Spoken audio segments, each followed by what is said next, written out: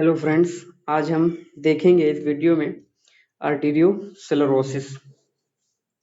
Arteriosclerosis के बारे में आज स्टडी करेंगे हम इसमें कि ये क्या होता है और इसके कितने टाइप्स होते हैं और इसकी क्या पैथोजेनेसिस होती है।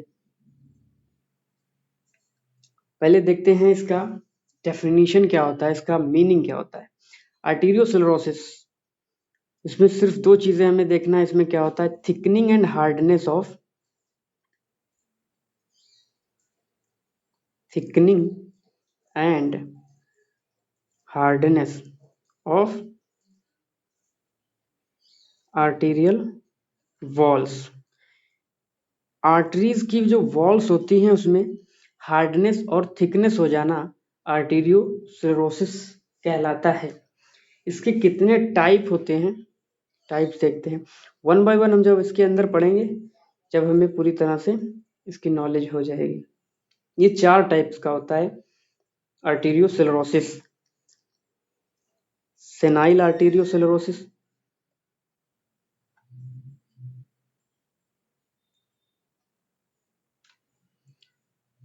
हाइपरटेंसिव आर्टीरियोस्क्लेरोसिस, तीसरा है मॉन्केबर्ग्स, मॉन्के MONCKE मॉन्केबर्ग्स arteriosclerosis,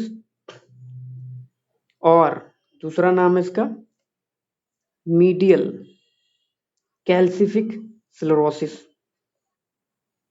medial calcific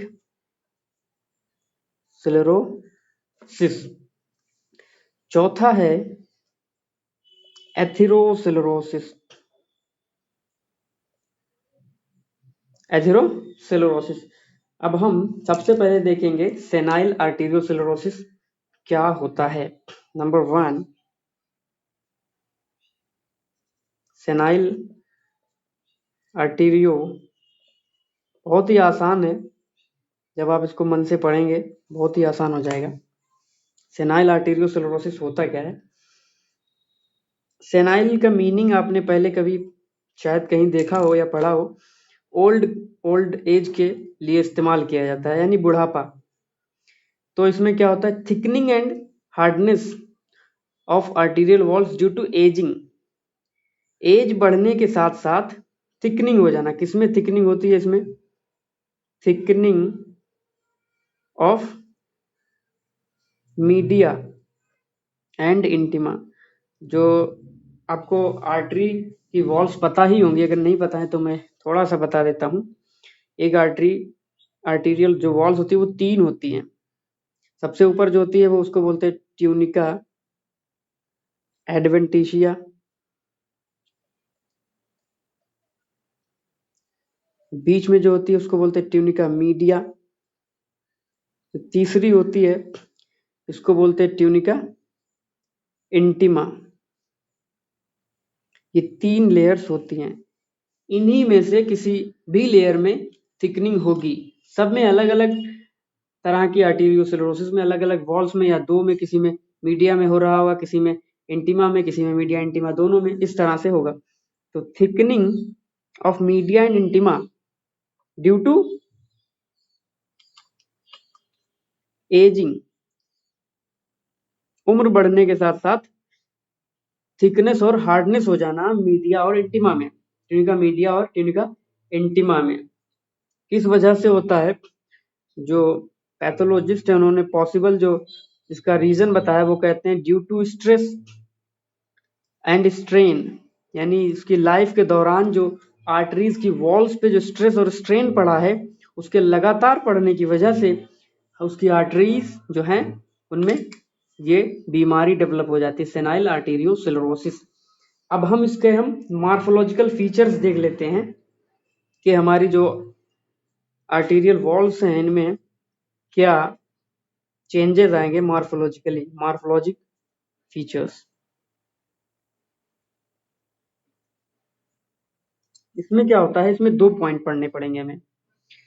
number 1 क्या है कि फाइब्रो इलास्टोसिस, फाइब्रो इलास्टोसिस हो जाती है। ये क्या चीज होती है, ये मार्फोलॉजी देख रहे हैं सेनाइल आर्टेरियोस्क्लेरोसिस में।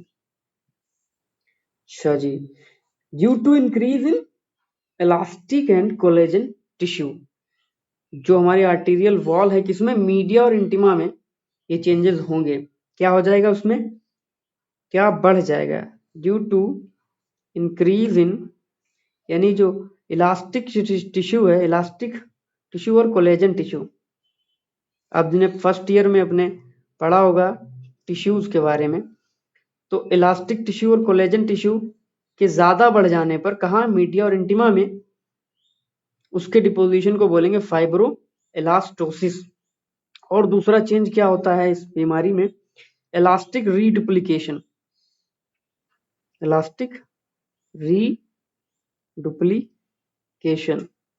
ये क्या है, ये कुछ ज्यादा नाम बहुत ही टफ लग रहा होगा लेकिन कुछ भी नहीं है इसमें। ये जो है इंटरनल इलास्टिक लेमाइना का स्प्लिट हो जाना, स्प्लिटिंग ऑफ, स्प्लिट का मतलब बट जाना कुछ हिस्सों में, स्प्लिटिंग ऑफ इंटरनल, जो अंदर का इलास्टिक लमाइना होता है इस आर्टेरियल वॉल में, उसका क्या हो जाता है, स्प्लिटिंग हो जाती है। उस स्प्लिटिंग की वजह से जो उसका अपीयरेंस है वो वेवी हो जाता है, यानी एक वेव की तरह दिखाई देगा। इसको हम माइक्रोस्कोपिकली देखेंगे तब। पहला हमारा सेनाइल आर्टेरियोस्क्लेरोसिस खत्म हो गया। अब हम देखेंगे दूसरी इसकी टाइप, इसका क्लासिफिकेशन में जो 4 थे उसमें से दूसरा है हाइपरटेंसिव आर्टेरियोस्क्लेरोसिस। क्या है, नाम से ही पता चल रहा है कि इसके लिए हाइपरटेंशन जिम्मेदार है, आर्टेरियोस्क्लेरोसिस।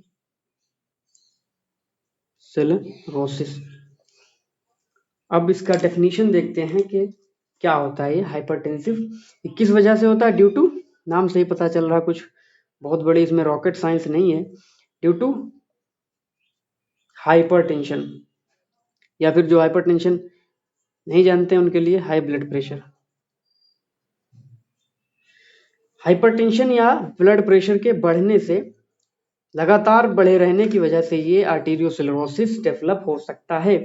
ये कौन कौन सी आर्टरीज को अफेक्ट करेगा, ये आर्टेरियोल्स को अफेक्ट करेगा। इट अफेक्ट्स आर्टेरियोल्स, जो हमारी बॉडी में आर्टेरियोल्स होते हैं, आपको पता होंगे, आर्टरी, आर्टेरियोल्स, वेन्योल्स, वेन्स, ये सब चीजें पता होना चाहिए। आर्टेरियोल्स और छोटी छोटी स्मॉल मस्कुलर आर्टरीज, जो छोटी स्मॉल मस्कुलर आर्टरीज होती हैं उनको भी ये अफेक्ट करता है, हाइपरटेंसिव आर्टेरियोस्क्लेरोसिस। ये इसकी भी जो क्लासिफिकेशन है वो और फर्दर की गई है, ये 3 तरह का होता है। इसके जो टाइप्स हैं, वो 3 होती हैं। कौन कौन सी हैं, हाइलाइन आर्टेरियोस्क्लेरोसिस, हाइलाइन आर्टेरियोस्क्लेरोसिस, दूसरा है हाइपर प्लास्टिक आर्टेरियोस्क्लेरोसिस, या इसका दूसरा नाम है हाइपरप्लास्टिक आर्टेरियोस्क्लेरोसिस का प्रोलिफरेटिव आर्टेरियोस्क्लेरोसिस, प्रोलिफरेटिव, दोनों नाम हमें याद करना पड़ेंगे, आर्टेरियोस्क्लेरोसिस। और तीसरा जो है वो है नेक्रोटाइजिंग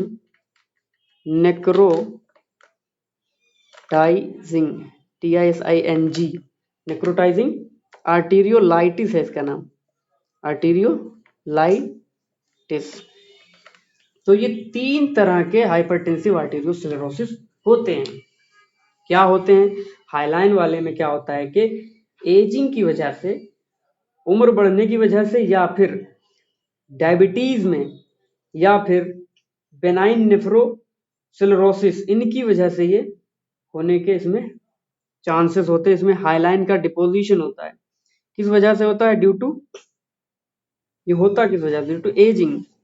हो सकता है फिजियोलॉजिकली, अगर फिजियोलॉजिक कॉज देखें तो एजिंग है, कोई पैथोलॉजी नहीं है, उम्र बढ़ रही है, तो उसके साथ साथ इसमें हाइलाइन का डिपोजिशन हो सकता है और यह आर्टेरियोस्क्लेरोसिस में कन्वर्ट हो जाएगा। या हो सकता है कि बेनाइन नेफ्रोस्क्लेरोसिस हो जाए, ये एक बीमारी है, किडनी से रिलेटेड है, नेफ्रोसिलरोसिस, सिलरोसिस। वहां के जो नेफ्रॉन्स हैं उनमें थिकनेस और हार्डनेस आ जाती है, उसकी वजह से भी ये हो सकता है। और इन डायबिटिक्स या डायबिटिक्स में भी ये देखने को मिल सकता है। तो इनमें से कोई एक वजह हो सकता है सारी वजहें किसी में शामिल हो। अब हम दूसरे वाले को देखेंगे, हाइपरप्लास्टिक आर्टेरियोस्क्लेरोसिस या प्रोलिफरेटिव आर्टेरियोस्क्लेरोसिस। ये किस वजह से होता है? Due to malignant hypertension, due to malignant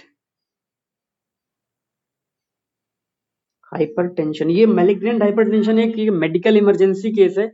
इसमें जो पेशेंट का जो ब्लड प्रेशर है वो मैलिग्नेंट हाइपरटेंशन की बात हो रही है, 180/120 हो जाता है, यानी सिस्टोलिक ब्लड प्रेशर इसके ऊपर चला जाता है, 180 के ऊपर जाता है, और डायस्टोलिक 120 के ऊपर चला जाता है।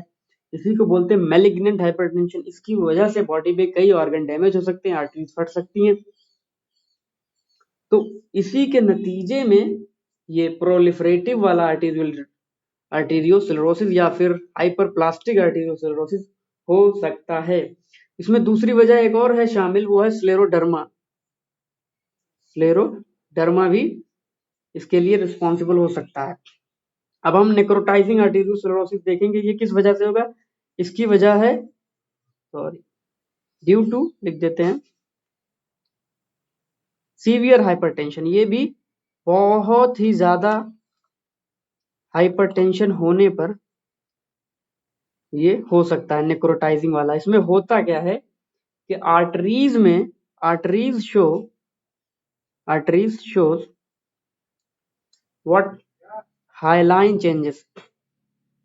आर्टरीज में हाइलाइन का डिपोजिशन होगा और साथ ही साथ नेक्रोसिस होगा। ठीक है, हाइलाइन का डिपोजिशन के साथ वहां पर नेक्रोसिस भी पाया जाए तो उसको हम बोलेंगे नेक्रोटाइजिंग आर्टेरियोलाइटिस। अगर ये खाली हाइलाइन का डिपोजिशन हो रहा है वहां पर तो सिर्फ ये हो जाएगा हाइलाइन आर्टेरियोस्क्लेरोसिस।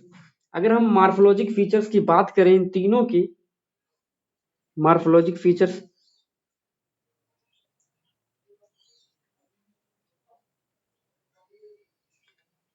वीडियो थोड़ा लंबा हो रहा है, पेशेंस का देखें, इसको समझें धीरे धीरे। पहला है हाइलाइन, पहले वाले का देखेंगे हम, हाइलाइन आर्टेरियोस्क्लेरोसिस। इसमें मार्फोलॉजिकल चेंजेस क्या आते हैं? इसमें क्या होता है कि इसमें विसरल आर्टेरियोल्स इन्वॉल्व होते हैं। क्या क्या? विसरल आर्टेरियोल, जो हमारे विसरा हैं, विसरल ऑर्गन्स हैं, वहां की जो आर्टेरियोल्स हैं, विसरल आर्टेरियोल्स इन्वॉल्व होते हैं, आर्टेरियोल्स आर इन्वॉल्व्ड। ठीक है, और इसमें दूसरा पॉइंट अगर हम लिखें तो ये लिख सकते हैं कि इसकी वॉल्स जो हैं थिकेंड हो जाती है, तो हर जगह थिकनेस हो रही थी। और क्या हो जाएगा, इसका ल्यूमेन नैरो हो सकता है या ऑब्लिटरेटेड हो जाता है। ऑब्लिटरेटेड का मीनिंग होता है क्लोज हो जाना, बंद हो जाना, या फिर इसको हम क्लोज भी लिख सकते हैं, क्लोज्ड। जो ल्यूमेन है वो बंद हो जाएगा, वहां से ब्लड का फ्लो रुक जाएगा। अगर हम माइक्रोस्कोपिकली देखें इसको, ये इसका मॉर्फोलॉजिक फीचर थे। अब माइक्रोस्कोपिक फीचर्स क्या है स्कोपिकली हाइलाइन आर्टेरियोस्क्लेरोसिस में? वहां पर हमें क्या देखने को मिलेगा? इओसिनोफिलिक और हाइलाइन मटेरियल, इओसिनोफिल्स मिलेंगे हमें, और हाइलाइन मटेरियल का डिपोजिशन देखने को मिलेगा। ये इंटिमा और मीडिया में होगा। कहाँ होगा? 3 लेयर होती हैं, तो इंटिमा और मीडिया में इओसिनोफिल्स और हाइलाइन मटेरियल का डिपोजिशन देखने को मिलता है हमें माइक्रोस्कोप से देखने पर। ये हो गया हमारे हाइलाइन का। अब हाइपरप्लास्टिक का देखेंगे। हाइपरप्लास्टिक आर्टेरियोस्क्लेरोसिस के मॉर्फोलॉजिक फीचर्स देखने जा रहे हैं। हाइपरप्लास्टिक आर्टेरियोस्क्लेरोसिस,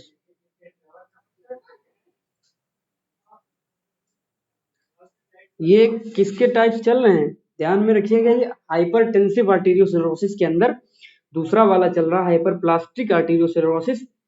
इसका हम देख रहे हैं मॉर्फोलॉजिक फीचर्स। मॉर्फोलॉजिक फीचर्स में क्या है कि ये कहाँ देखने को मिलता है, ये हमें बुक में मिला। हम ये जो पढ़ा रहे हैं ये इसका रेफरेंस है हर्ष मोहन पैथोलॉजी 8th एडिशन।